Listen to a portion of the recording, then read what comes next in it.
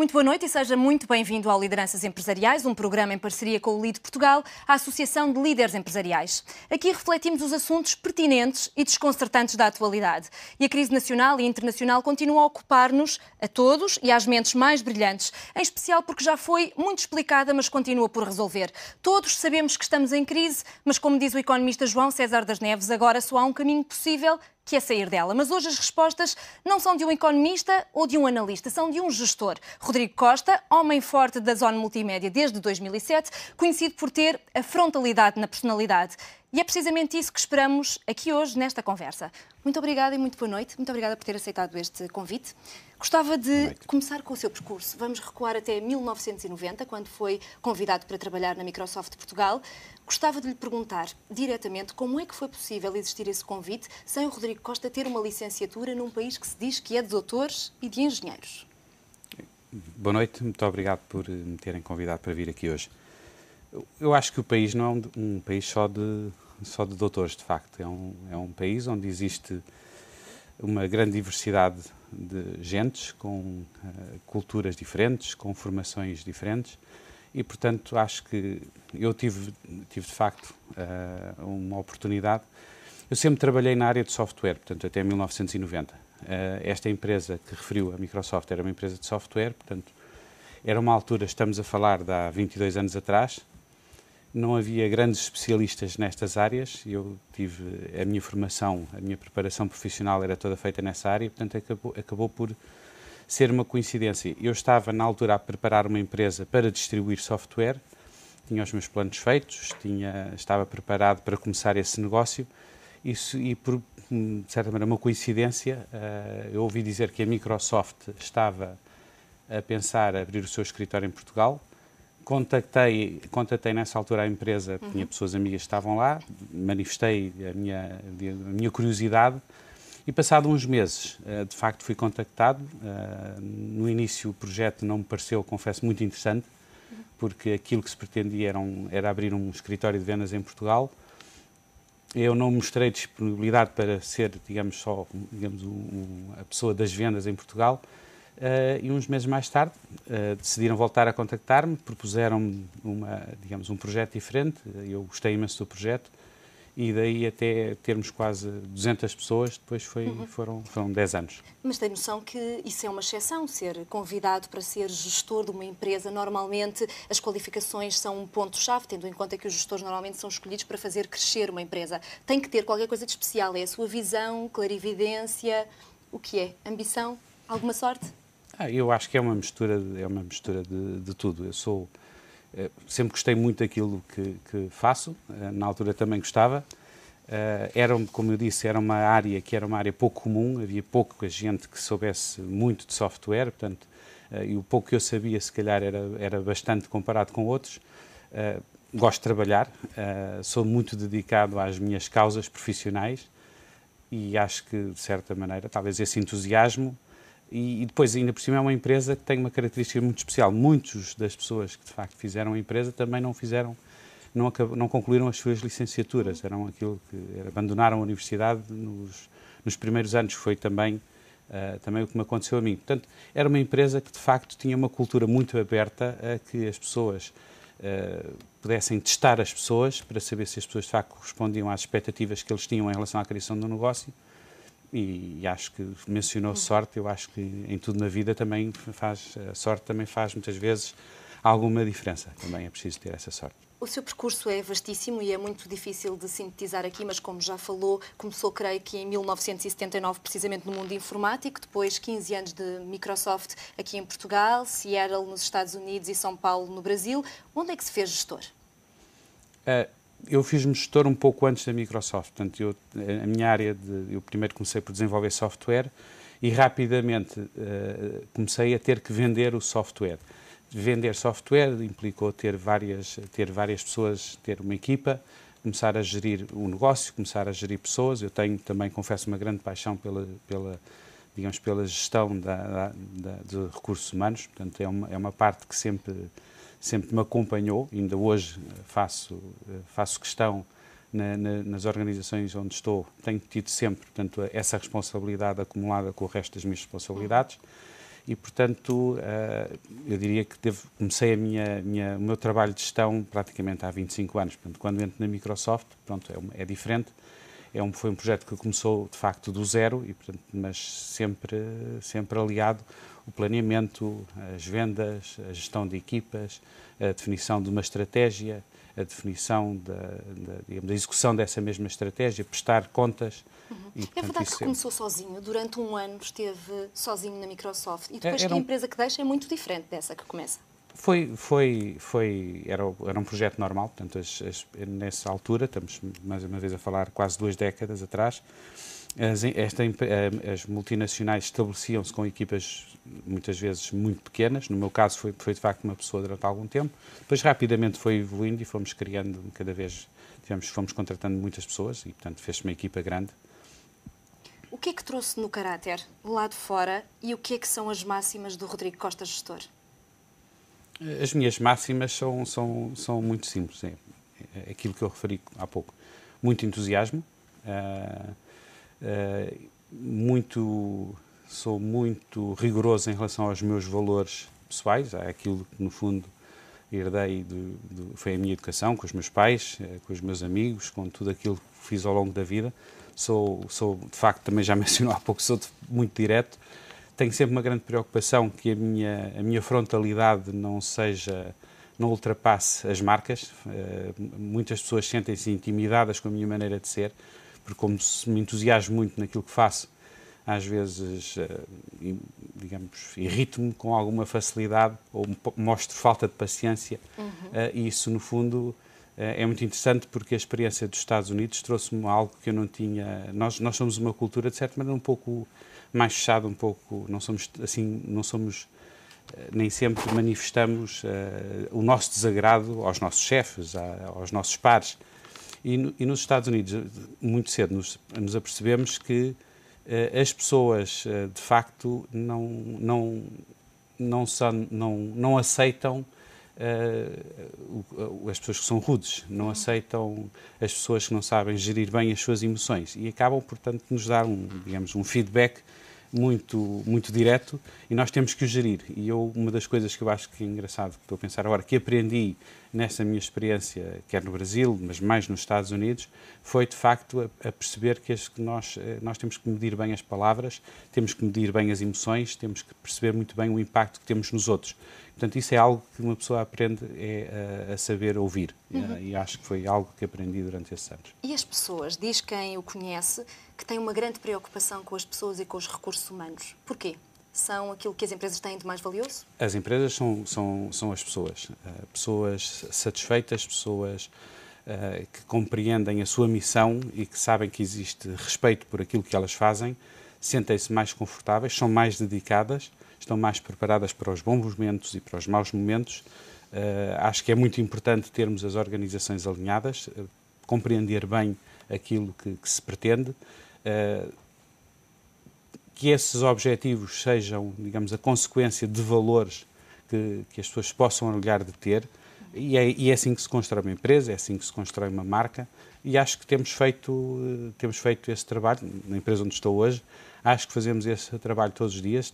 Trabalho com uma equipa muito grande que acho que comunga comigo estes mesmos valores. Portanto, eu revejo-me no trabalho deles, espero que eles também revejam no meu trabalho. Somos, de facto, todos pares uns dos outros, porque não somos chefes porque alguém nos chama chefe ou porque temos no cartão de visita presidente. Acho que esses lugares conquistam-se, essa confiança conquista-se. E sinto imenso prazer, de facto, em perceber que ajudo a constituir boas equipas e que as equipas têm prazer em trabalhar comigo. Quando trabalhou na Microsoft nos Estados Unidos, em Seattle, precisamente o coração da empresa, teve a oportunidade de trabalhar de perto com fabricantes de computadores dos Estados Unidos, mas também da China, Coreia, Japão e América Latina. O que é que viu lá que gostava de ver aqui implementado em Portugal? Há princípios de gestão e princípios de trabalho que eu acho que são universais. Portanto, quando nós falamos de ética, quando nós falamos de competência, quando nós falamos de capacidade de trabalho, quando falamos de empenho, portanto, eu acho que nós não vejo nada que não haja em Portugal, nos gestores portugueses, nos engenheiros portugueses, nos cientistas portugueses, que exista noutra parte qualquer do mundo. nossa maior dificuldade é a dimensão do país. Nós nunca nos podemos esquecer que nós trabalhamos para um mercado muito pequeno, portanto, o nosso mercado doméstico é um mercado extraordinariamente reduzido e, portanto, o que fazem estas empresas e estas economias grandes são, de facto, a sua capacidade de chegar a mercados muito maiores. As empresas americanas, portanto, têm ao seu dispor um mercado doméstico extraordinariamente grande, têm uma capacidade tecnológica e uma capacidade industrial que os transporta para todo o mundo com uma grande facilidade. O que nós assistimos, eu diria, a década de 90 e a década de 2000 é de facto uma década de grande afirmação, é o facto de que nestes mercados asiáticos, devido à mão de obra ser muito, muito barata, portanto, nós estamos a falar de diferenças, a mesma pessoa que pode ganhar 10 dólares à hora nos Estados Unidos é capaz de ganhar 35, 40 cêntimos à hora nestes mercados e, portanto, são mercados que são super competitivos pelo facto de terem uma mão de obra muito, muito barata. Estes países investiram também muito nas suas tecnologias industriais, portanto, criaram, digamos, uma grande disciplina, uma grande qualidade em todos os seus métodos de fabrico e tornaram-se, de repente, mercados super competitivos em matéria de fornecimento de equipamento industrial e, inclusive, em termos digamos, de venda, em termos de outsourcing, que é o termo mais correto, em relação à parte de serviços. Portanto, nós que assistimos nessa década, de 2000, assistimos de facto a que estes mercados começaram a conquistar cada vez mais a mão de obra aos mercados ocidentais. E eu acho que isso, de facto, acabou por ter um impacto que é negativo, de certa maneira, porque as empresas do mundo ocidental acabaram, de certa maneira, por abdicar do emprego em troca de maior margem de intermediação para comprar barato, para vender mais caro, mas acho que, de certa maneira, houve muitas empresas e muitos países que se esqueceram que estavam a deslocalizar mão de obra de uma forma massiva e, de certa maneira, também estes mercados asiáticos também têm uma grande qualidade e, ao longo da última década, evoluíram de uma maneira assombrosa. Se nós formos olhar para as grandes marcas hoje, há imensas grandes marcas que já não são ocidentais, são marcas de facto asiáticas, quer seja de mercados como a Coreia, como na própria China, como no Japão e até em Taiwan também, e de repente o processo todo de fabrico e até a margem de intermediação desapareceu do Ocidente e mudou-se para a Ásia. Portanto, e nós hoje vemos que, de facto, há um grande desequilíbrio em matéria, principalmente de emprego, entre o mundo ocidental e os países asiáticos por causa desse tema. Fazendo a ponta aqui para o mercado laboral português, não sei se tem assistido a estas últimas novidades relativamente a novas medidas e lei laboral. Gostava de lhe perguntar se acha que este é o caminho, estas mudanças no subsídio de desemprego, nas férias, nas pontes, nos feriados, também na forma de despedir, esta flexibilização, é isso que o mercado laboral português precisa para tornar as empresas mais competitivas? A legislação laboral e estas últimas alterações têm alguma importância. De facto, há algumas regras que ajudam, no fundo, a quem tem que empregar. Eu acredito, com franqueza, que a flexibilização bem gerida, com respeito por quem trabalha, como é óbvio, com uma maior sofisticação por parte também de quem gere as empresas, eu acho que é útil e era necessário. Mas resolve?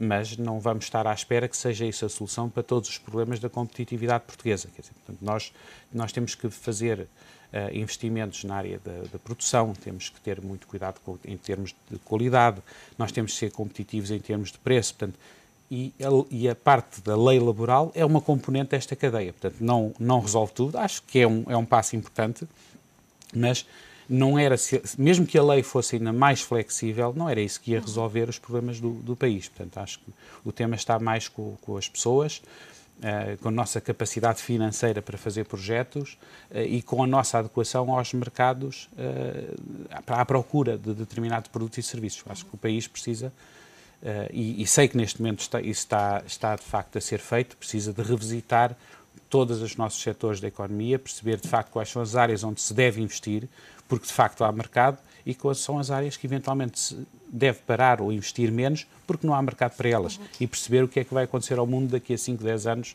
e investir nesse sentido. Quais são para si os problemas mais iminentes das empresas portuguesas? Financiamento? O financiamento é um problema grande, principalmente para, digamos, alguns setores de atividade que neste momento têm dificuldades porque há falta de trabalho, há falta de projetos e as empresas portuguesas têm pouca folga em termos financeiros, portanto as empresas maior parte das empresas têm dívidas grandes e, portanto, têm dificuldade em fazer frente, principalmente numa altura em que o financiamento é escasso, os juros são altos e, portanto, as empresas que têm pouco trabalho têm grandes dificuldades. Depois há ideias, há projetos que, de facto, é importante olhar para eles e tentar ter programas para os apoiar também. Todos sabemos já, é dito frequentemente, que as exportações são um dos possíveis caminhos para evitar uma recessão mais profunda aqui em Portugal. Exportar mais, naturalmente também importar menos. Gostava de lhe perguntar, isso é uma responsabilidade do Governo, das empresas? Onde é que começa a responsabilidade de um e de outro? O Estado não substitui as empresas em circunstância nenhuma. Eu não acredito na solução Estado para tudo, porque, de facto, acho que o Estado não é esse o seu papel. Agora, acho que há uma grande responsabilidade por parte das empresas.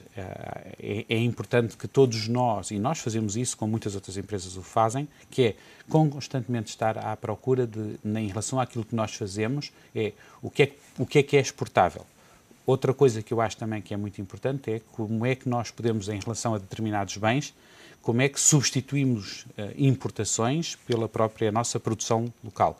E não se trata de tentar proteger meramente só porque é português. Não, é tentar ser competitivo, ter qualidade e, de facto, conseguir substituir determinado tipo de produto que nós podemos ter em Portugal e não precisaríamos de importar.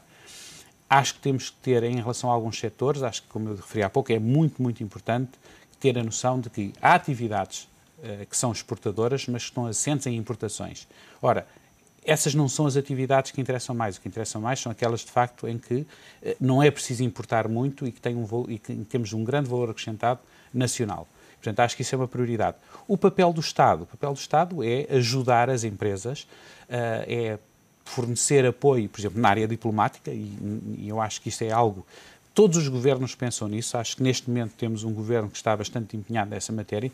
Temos vindo a assistir a enormes iniciativas e, digamos, de certa maneira até é interessante, parece que todas as pessoas estão alinhadas nessa matéria. Há muita discussão, há muito desentendimento em muita coisa, mas em matéria de promoção do país, promoção daquilo, a procura de soluções que levem a mais exportações, e acho que essa é uma atividade que o Governo deve estar e precisa de cumprir, e ao mesmo tempo conseguir suportar o lançamento de programas que vão de encontro a esses temas que já referiu. O financiamento, a promoção, todas essas áreas eu acho que são áreas em que o Estado tem um papel que deve cumprir. Há um tema, já agora, que acho que não se pode deixar de falar nele. Nós precisamos de uma máquina, digamos, precisamos de um sistema jurídico mais eficaz, precisamos de um sistema fiscal mais eficaz, mais previsível e que, no fundo, ajude, principalmente na área fiscal, ajude a recompensar as atividades que, de facto, precisam mais de ajuda e que são mais interessantes para o país também. Portanto, isso dentro, como é óbvio, daquilo que é sempre o espartilho, digamos, das regras da Comunidade Europeia, mas acho que nós devemos procurar lutar por coisas que nos interessem e que nos ajudem a nossa economia. Já voltamos a Portugal, por agora vamos falar um bocadinho de crise mundial. Já sabemos que estamos em crise. Gostava de lhe perguntar se acha que esta crise é mais violenta do que as outras, ou se as crises são normais, são frequentes e esta, tal como muitas outras, não vai ser o fim do mundo. Eu permito referir aqui um grande economista que eu tenho uma grande admiração por ele, que é o Sérgio Rebelo. E há pouco nós fizemos uma sessão interna em que o Sérgio veio falar para nós e tentou-nos, de facto, levar-nos pela história da economia, Estados Unidos, Europa, e algo que nós aprendemos com a palestra dele é que, de facto, quer dizer, as crises acabam sempre por se resolver e, portanto, eu tenho a certeza, isso, quer dizer, não tem nada de especial, é uma realidade, mas nós temos que ter noção de que vamos sair desta crise. Pode demorar mais, pode durar menos. Outra coisa também que é um facto é que ele dizia que os políticos acabam por acertar sempre. Uma questão é quando é que acertam. Quer dizer, portanto, eu acho que nós e os nossos não se trata só dos nossos políticos, trata-se dos políticos de todo o mundo, dos governantes de todo o mundo, que, de certa maneira, nós estamos na situação que estamos porque alguma coisa no sistema falhou.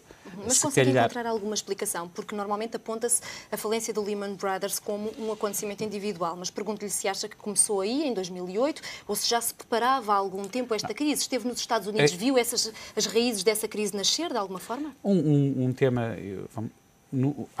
O tema dos Estados Unidos é um pouco diferente, creio eu. Eu não sou um grande especialista em economia, portanto, deixe-me já deixar isso bem claro. Portanto, não estou aqui a tentar ser um economista incompetente.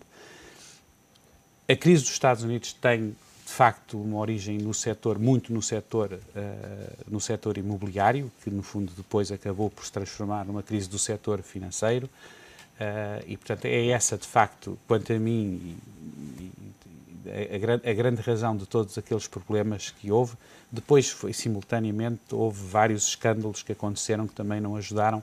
Há uma quebra, no fundo, o sistema, de certa maneira, colapsou. Mas teve muita origem, de facto, na questão que era, de uma forma muito simples, quer dizer, tudo era feito em função de uma potencial valorização dos imóveis, quer fossem os imóveis para empresas, quer fossem os imóveis para particulares, e de repente esse ciclo ascendente que permitia cada vez se emprestasse mais dinheiro, cada vez o dinheiro era mais barato, as pessoas endividavam-se muito, e portanto, de repente houve de facto um grande colapso, principalmente dos grandes bancos que tinham muito deste tipo de crédito. O tema da Europa é um pouco, por um lado, vem em consequência, portanto, as coisas estão todas relacionadas, porque hoje o mundo é uma peça só, portanto, é único.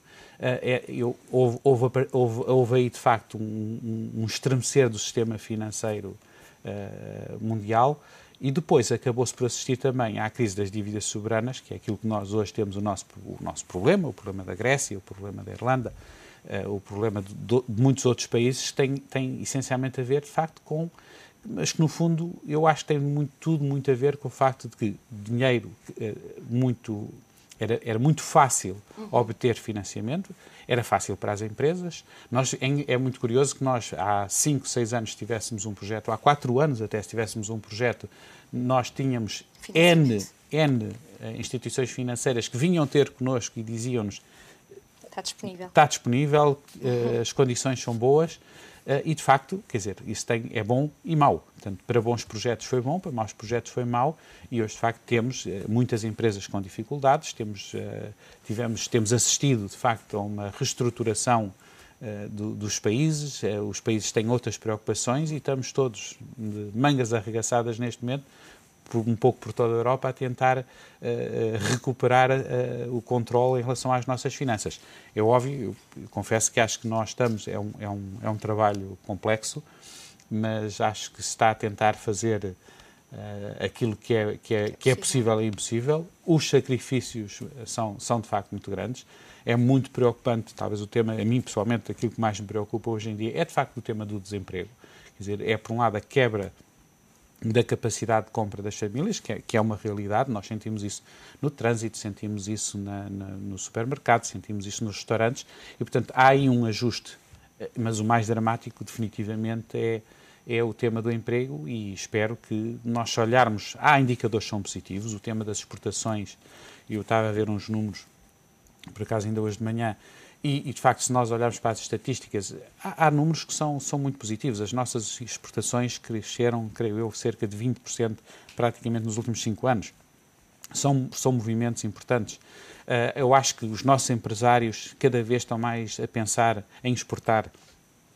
Temos mercados que, no fundo, onde nós temos uma oportunidade muito tangível, que são os mercados de língua portuguesa, mas estamos a trabalhar em muitas outras áreas. Assistimos a grandes empresas, esta semana, empresas que conseguiram grandes contratos em projetos na área de construção fora de Portugal, onde inclusive conseguimos, de facto, ter mão de obra portuguesa, serviços portugueses, tecnologia portuguesa, e eu acho que isso é muito encorajador. Portanto, devo depreender das suas palavras que não pertence às visões catastróficas de que Portugal vai falir, vai sair do euro, vai voltar ao escudo, mas que tem um problema que está circunscrito, é isso?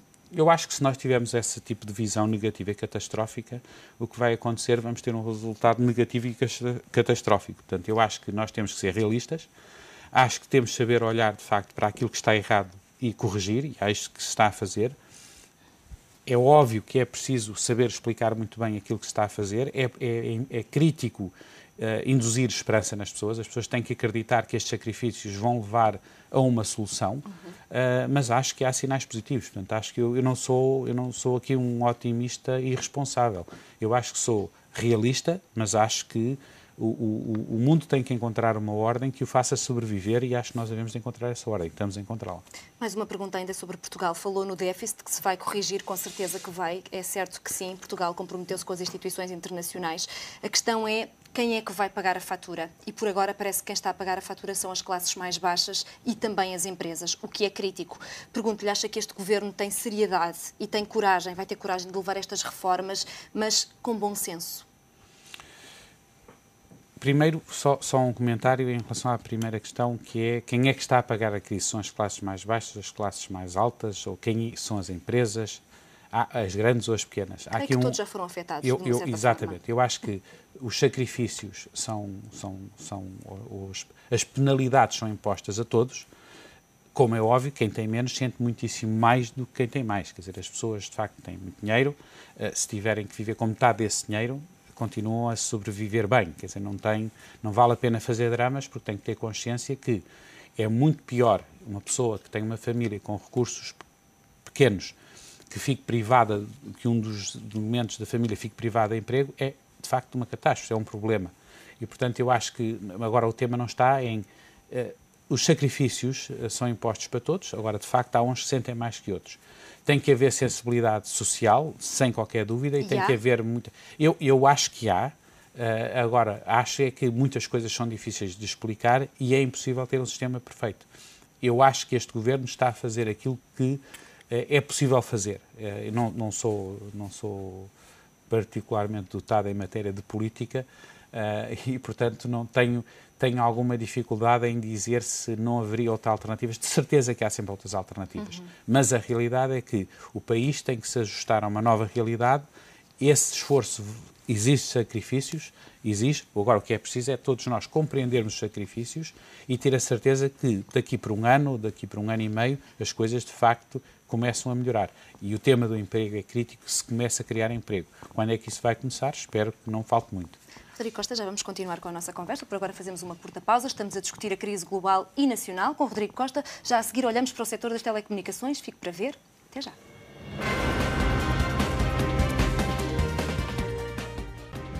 Seja bem-vindo de novo ao Lideranças Empresariais, hoje numa conversa com Rodrigo Costa, Presidente Executivo da Zone Multimédia. Rodrigo Costa, voltamos à conversa agora num setor particularmente familiar, o setor das telecomunicações. Como é que foi afetado pela crise e, em particular, a Zone? Bem, nós estamos a 2 semanas da nossa publicação dos resultados de 2011, portanto isto é uma área em que tem que compreender que tem que se esperar um pouco para falar. Mas posso falar da tendência dos primeiros 3 trimestres de 2011, portanto, que foi um ano em que nós notámos um abrandamento em termos de vendas, portanto há um abrandamento não muito grande e que eventualmente até terá sido menor do que aquilo que se esperaria. Portanto, eu considero que os primeiros 9 meses do ano correram bastante bem. Nós continuamos a ter, fruto de ser um setor com muita concorrência, portanto, acabamos por ter uma situação interessante. Os nossos produtos, em matéria de telecomunicações, são produtos com cada vez mais é reconhecido o seu valor, portanto, aquilo que as pessoas pagam, se formos comparar com o que pagavam há 4 anos atrás, de facto é um preço melhor e os serviços são incomparavelmente mais potentes. As pessoas têm muito mais velocidade na internet, as pessoas têm mais canais, há uma maior diversidade de informação, o serviço telefónico também melhorou imenso, a qualidade de serviço também teve uma evolução muito positiva no nosso caso e, portanto, eu acho que com isto tudo conseguimos crescer, não na área da televisão, mas aí mantivemos praticamente o nosso número de clientes, mas de facto crescemos muito nos outros serviços adicionais. Nós hoje somos um campeão europeu em matéria daquilo que se chama normalmente triple play, que são os 3 serviços de fixo, voz no sentido de ter a internet e ter a televisão. Portanto, nós aí somos, de facto, temos tido um grande reconhecimento em matéria europeia, porque somos a segunda empresa na Europa com mais clientes, com maior percentual de clientes nessas áreas, e, portanto, achamos que a dinâmica deste setor, o facto de que Portugal, em relação a alguns destes indicadores, estava bastante baixo, deu-nos uma oportunidade ainda de crescimento, que tem sido muito interessante e que nos permite, de certa maneira, compensar algum abrandamento de consumo e, portanto, estamos bastante bem. O ano é um ano bastante positivo. Vamos esperar também pelos resultados daqui claro, a 2 semanas. Daqui a 2 semanas. Olhando para a história recente da vida da empresa, a Assembleia Geral de Acionistas da Zona aprovou por maioria a desblindagem dos estatutos das empresas e é importante fazer aqui um parênteses contra muita informação, que é contra a informação, em relação também àqueles que não são concorrentes e aos que não tenham subsidiárias concorrentes. Isto é importante dizer, não é? O que é que esperam de mudanças acionistas na Zona? Algumas movimentações? Nós somos uma empresa que é cotada. Como tal, estamos sujeitos às regras do mercado. Temos investidores que constantemente aparecem e que gostam da empresa e que investem na empresa. Temos outros investidores que vendem as suas ações. Portanto, isto é um mercado muito dinâmico.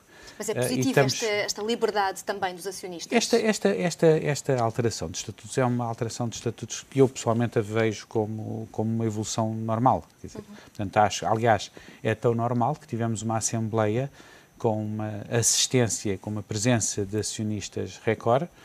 Não houve um único voto contra a proposta apresentada e, portanto, isso mostra que, de facto, foi do agrado dos nossos acionistas, e não é de alguns acionistas, de todos os acionistas. E, portanto, eu acho que é um movimento normal. O reflexo que isso possa ter ou não em relação ao futuro da empresa, eu acho que isso é entrar num mercado, numa área muito de especulação, porque, mais uma vez, as empresas estão na Bolsa, estão sujeitas às regras da Bolsa e, portanto... Mas era preferível para a empresa entrar capital novo ou que houvesse, por exemplo, um reforço daquele que é o núcleo acionista da Zona?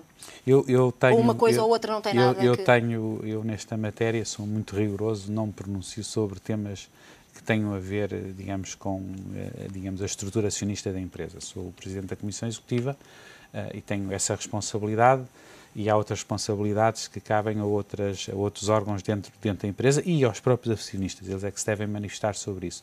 Um trabalho que nós fazemos constante e com bastante sucesso é a promoção da nossa empresa, do nosso negócio, quer junto de investidores nacionais, quer junto de investidores internacionais.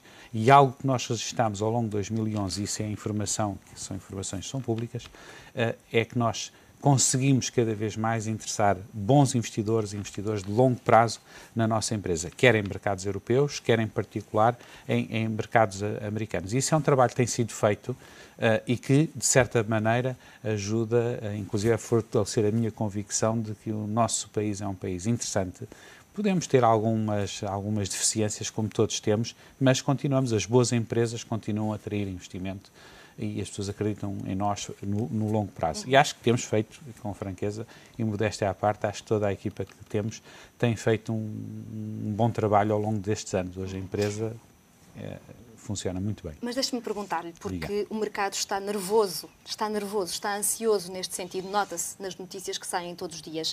O mercado prevê um cenário que se apresenta como provável, que é o reforço da empresária Isabel dos Santos, através da Kent Holding Limited, precisamente na Zona, por conta de, por exemplo, os bancos, os 3 bancos que têm de vender ativos e estão pressionados para cumprir regras europeias restritas, se venderem as suas participações, eventualmente esta empresária reforçar.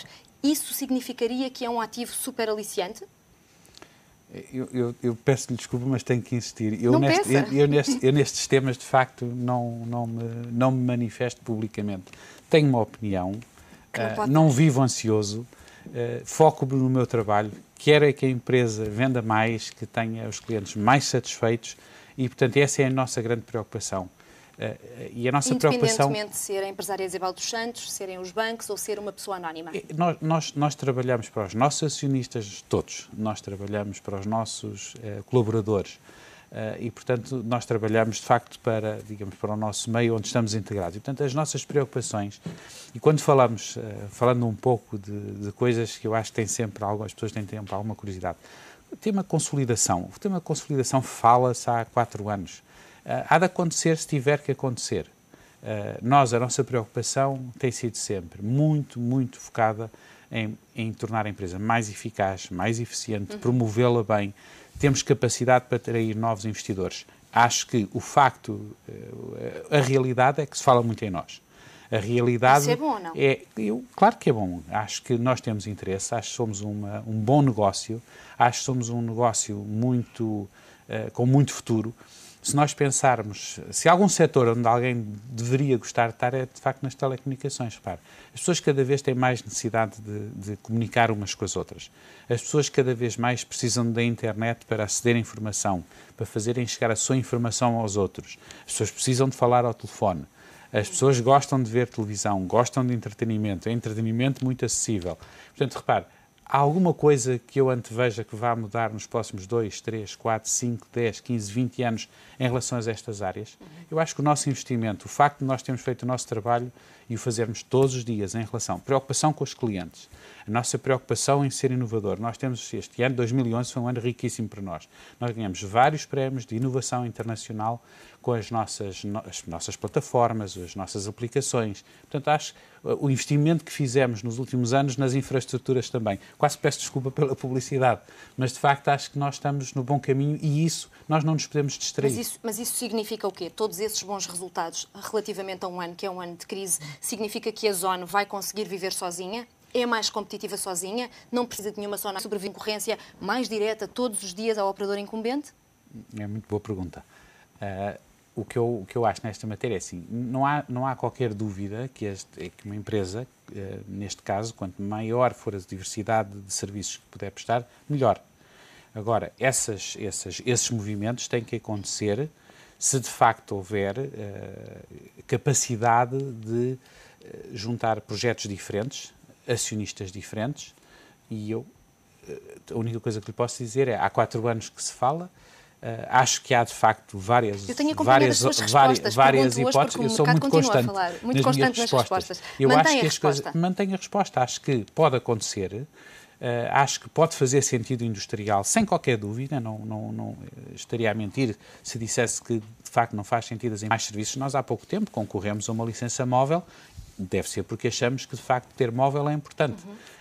Se ter licença móvel ou consolidar como uma operação móvel pode ser um movimento interessante. Agora, todos estes movimentos só são interessantes se acontecerem dentro de determinadas regras de avaliação, de valorização e de conjugação de interesse entre as várias partes. Deixe-me fazer-lhe mais uma pergunta, e prometo que não é provocação. O presidente executivo da Vodafone disse há dias, talvez há semanas, e não quero errar, tenho aqui que originaria um operador com muitas competências para concorrer com a PT, a união entre a Vodafone e a Zone. Não sei se ouviu estas palavras, se as entendeu, ou se as entende como uma operação de charme.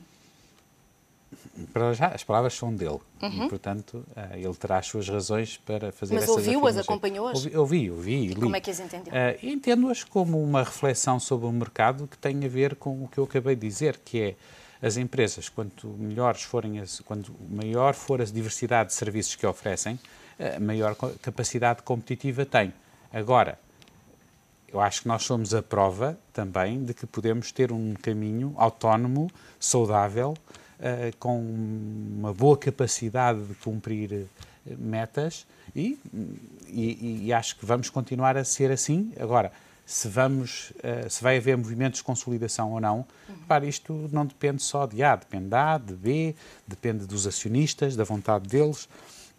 E, portanto, da capacidade de, digamos, formular uma proposta que seja interessante. Até hoje não aconteceu. Pode vir a acontecer. Não há. A Cabo Visão é uma compra natural? A Cabo Visão também, integra-se perfeitamente naquilo que eu estou a dizer. Quer dizer, são tudo coisas que são possíveis de acontecer. É uma área que tem desafios, nitidamente, tem desafios regulatórios. Portanto, são negócios que não são negócios muito simples, porque assim estamos a falar de uma empresa, nós somos uma empresa que tem uma cota de mercado importante, as outras operadoras que estão no mercado também têm cotas de mercado importantes, todas elas, sem exceção nenhuma, por acaso até todas elas são maiores do que nós, e portanto eu acho que aí há questões que não passam só por questões de, digamos, de querer fazer ou deixar de querer fazer. Tem a ver com enormes com detalhes que são, de facto, muito grandes, muito importantes e têm a ver, de facto, com o tema da regulação também, que também é importante. Preocupa o tema da liderança em relação à televisão paga, porque a PT estabeleceu o ano 2011 para ganhar a liderança, a Zone, não conseguiu, estabeleceu 2012 e também não conseguiu e agora passou essa meta para 2013. Acredita que isso vai acontecer? A Zone vai deixar que isso aconteça? Sabe que a nossa motivação, nós fomos o único operador de telecomunicações em Portugal que, digamos, na globalidade do seu negócio doméstico conseguiu crescer nos últimos 4 anos. Eu estou mais preocupado com os meus clientes, com o nível de serviço que presto, com a minha capacidade de ser rentável, com ter as práticas corretas no mercado, com a nossa imagem como marca, o facto, como já referi, de ter conseguido crescer. Nós tínhamos 20 ou 30 mil clientes de voz, hoje temos quase, não falta muito para chegar ao 1 milhão de clientes de voz também. Quer dizer, pode demorar mais 6 meses, pode demorar 1 ano, mas não é o número de clientes que eu tenho na voz, ou o número de clientes da internet, que nós praticamente duplicámos o número em 4 anos. Não são essas questões que mais me preocupam. Não é dizer que não gostamos de ser líder do mercado de televisão. Não, gostamos, somos líderes, mantemos um número muito grande de clientes praticamente estável ao longo de 4 anos, mas as outras coisas, rentabilidade, a imagem, digamos, a penetração de todos os outros tipos de serviços são as questões que mais me preocupam. Não é... Rui Costa, o tempo correu, estamos praticamente a terminar. Gostava ainda de lhe perguntar, naquilo que depende de si, do seu sentimento, estaria disponível para continuar à frente da Zone no futuro, no novo mandato? Olha, é engraçado porque volta e meia fazem-nos sempre estas perguntas. Esta já não estamos em fim de mandato, portanto a pergunta não tem assim, neste momento não é uma coisa que me preocupe minimamente. Em relação à forma como eu trabalho, eu trabalho sempre como se estivesse a fazer o meu trabalho para os próximos 5 anos ou 10 anos. Eu trabalho para a empresa, trabalho para as pessoas que trabalham comigo, gosto de construir um projeto e quem trabalha assim não consegue pensar que está a trabalhar para mais 2 meses ou para mais 3 meses. Tem que pensar que está a trabalhar está a fazer o projeto e é esse o projeto que é para os seus próximos anos. Se essas coisas acontecem ou não acontecem, pessoalmente não são relevantes. Até onde é que ainda gostava de levar a Zone? E o projeto da Zone é um projeto para melhorar todos os dias. Portanto, melhorar todos os dias não tem limite. Pensa mais no dia-a-dia ou pensa mais no futuro? Quer continuar ligado ao setor das telecomunicações? É um setor apaixonante para si, ainda hoje, todos os dias? Sem dúvida. Eu gosto muito daquilo que faço. Mais uma vez, o meu prazer do trabalho tem muito a ver com quem trabalho. Também acho que cada vez mais também é importante, digamos, todo o ambiente, mesmo o ambiente acionista também é muito importante nesta minha satisfação. Um conselho de administração que apoia a gestão da empresa também tem sido super, super importante. E eu acho que a minha cara não engana ninguém. Eu estou satisfeito com o que faço. Os planos são para ficar em Portugal ou voar para outras paragens como fez no passado? Se a questão é pessoal, eu estou aqui, não estou a pensar em ir em lado nenhum. Portanto, sinto-me bem neste país. Eu já estive fora, voltei, portanto, é aqui que eu estou e é aqui que é a minha intenção ficar também. Quem é que o inspira? Inspira muita gente, inspira-me a minha família mais próxima, inspiram-me os meus pais, inspiram-me o meu país, inspiram-me as pessoas que têm grandes valores, inspiram-me os meus colegas. Tudo o que é positivo e ético, acho que me inspira. Sejam lideranças políticas, lideranças de qualquer tipo. Rodrigo Costa, foi um prazer e Muito um luxo também. recebê-lo neste Lideranças Muito Empresariais. obrigado, foi um prazer também. Foi a reflexão de Rodrigo Costa. O Lideranças Empresariais está de volta dentro de 15 dias com mais reflexão e pensamento próprio. Boa noite, fique bem.